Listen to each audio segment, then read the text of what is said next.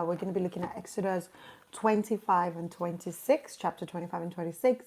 But as always, before I get started, I just want to share a quick tip or tips, because sometimes I end up with tips that can help you to stay consistent. So whether your consistency is you're focused on the area of your personal growth, your spiritual growth, your personal brand, your business, your career, your relationship, your community, leadership, whatever area where you're thinking, you know what, I want to set a goal in this area, do better in this area, and you struggle with consistency or you don't struggle in everything else. So my favorite tip, which is energy levels. I'm going to explain that. So one is this: some people are morning people, some people are night owls. So that means that if you're a morning person, you'd do stuff in the morning when you're like excited and if you're a night owl, do stuff at night, but not just any stuff. Important to you. Say, you know what, if you want to plan out your day and you want to plan it, you being a morning person, the things that are most important to you in the day, you should do it in the morning, and the things that are not that important, you can do it later, right? And then if it's the other way, night owl, then the things that are most important to you in the day, you should do it at night, and then you can do everything throughout the day. So that's the first part. The second one has to do with energy levels, just generally throughout the day. Forget about being a night owl or morning person. If you notice that around 2 p.m., your energy goes down around 2 p.m., or maybe around 4 p.m. is when you're kind of like done for the day, then you don't want to plan a task around that time of your day. So really, what I'm saying in essence is pay attention to yourself, and whatever planning out to be something that suits you, not just something that sounds like a great idea or something on the internet or on social media, but something that actually suits you, the type of person you are. So that's my tips actually for today.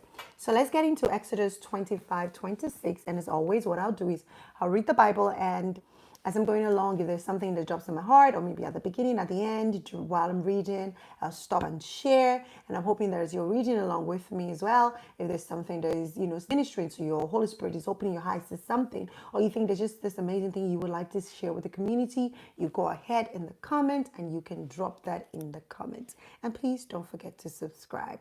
So, Bible study reflection, Exodus 25-26.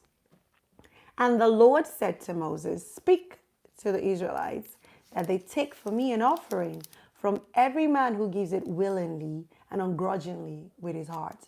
You shall take my offering. And I feel like this is the end of the reading. No, I'm kidding. But, it's important to give willingly and ungrudgingly. And God just stressed it out here. Like, let's think about it as humans. I don't know. I mean, some people don't care, but like someone like me, for example, if I ask you for a favor and I feel like I'm stressing you out, or you're doing it grudgingly, or you don't want to do it, I feel some type of way. Sometimes I might even tell you, never mind. That's the truth. Maybe don't worry, never mind, I got this. And it doesn't even matter whether you are older than me, or you're younger than me, or you're my daughter or you're my son. Like, it doesn't matter the age. If I see that, I just I don't feel too good that I asked you. And sometimes I would say don't feel good, right? So if we're offering to God and we're not doing it willingly, we're doing grudgingly, I don't know, it doesn't feel too good, right? So, and most times when we're thinking about offering, we think about money most of the time. We think about money that we're giving in church or we're giving to ministry. But you could be offering any type of offering to God. It could be your time. It could be your energy. It could be your space. It could be money. It could be your relationships. It could be anything. And yes, I know that we go through that first phase where it's like, oh, God, you sure? You really want me to do this? Oh, I don't want to let it go. You know what I mean? We all been there where you go through that phase. But at the time when you're presenting that offering, I believe it's very important to lay aside whatever unwillingness and grudges and just say, you know what, God, I trust you and I'm giving this to you. So God is just stressing that out in verse 2. And so this offering, you shall receive from them gold, silver, and bronze. Ironic that these are the things that God allowed them to be able to collect when they were in Egypt. If you remember the story so well, I did on one of my videos where the children of Israel were about to leave Egypt. God told them specifically to go to the Egyptians and ask them for treasures, for their gold, for their silver, that He's gone ahead of them. He's going to give them favor.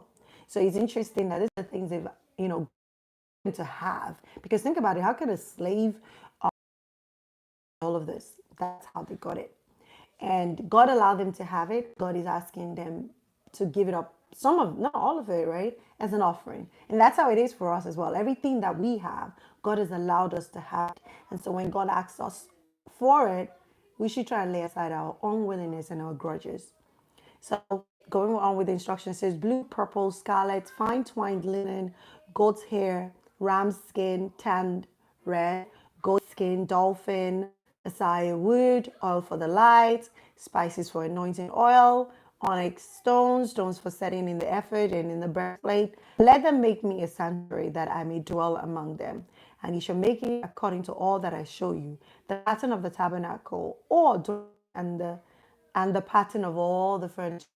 And it's so beautiful that when God is asking us to give all these things up, He's actually not asking it for Himself. He wants to use it to build a sanctuary so that He can get access to Him. And that's the same thing with all the things that He's asked us to do. It's not for us. It's not for God, rather. It's actually today. If God's saying, give up your time to pray, who's benefiting from the prayer time, right? Or God is saying, give up your time, study the word. Who's benefiting from the study of the word? Or if God is saying, give up your time to preach the gospel or to go on a mission, who is really benefiting from all of this? And you shall overlay the ark with pure gold and make a gold crown or rim or border around its top. And you shall cast 4 gold rings and attach them to the 4 lower corners of it, 2 rings on either side. You shall make poles of assai wood and overlay them with gold, and put the poles through the rings on the ark's side, by which to carry it. The poles shall remain in the rings of the ark, and they shall not be removed from it. And you shall put inside the ark the testimony which I give you. And you shall make pure gold, 2 cubits and a long and a half. And you shall make 2 cherubims of armored gold on 2 ends of the mercy seats, one on the end, one on the other end, right? So God is literally walking him through how we should go about building the ark, putting the lampstand, putting the knob, putting the branches, putting everything in place to build the ark of covenant.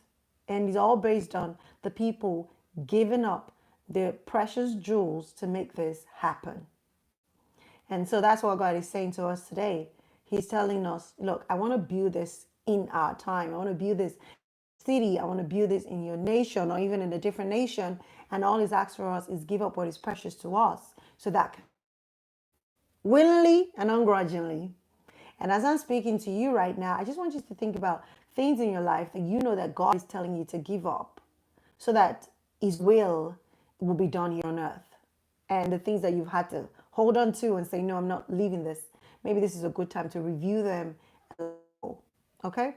So let's go to chapter 26. Chapter 26 just goes straight into the building of the ark, the tabernacle, the way the tabernacle, because the ark is done. Now it says, moreover, you shall make the tabernacle with 10 curtains of fine twined linen and blue and purple scarlet with cherubim skillfully embroidered shall you make them. The length of one curtain shall be 28 cubits, and the breadth of one curtain 4 cubits. Each of the curtains shall measure the same. The 5 curtains shall be coupled to one another, and the other 5 curtains shall be coupled to one another. And you shall make loops of the blue of the edge of the last curtain in the first set, and likewise in the second set. 50 loops you shall make on the one curtain, and 50 loops on the edge of the last curtain that is in the second coupling or set, so that the loops on one correspond to the loops on the other.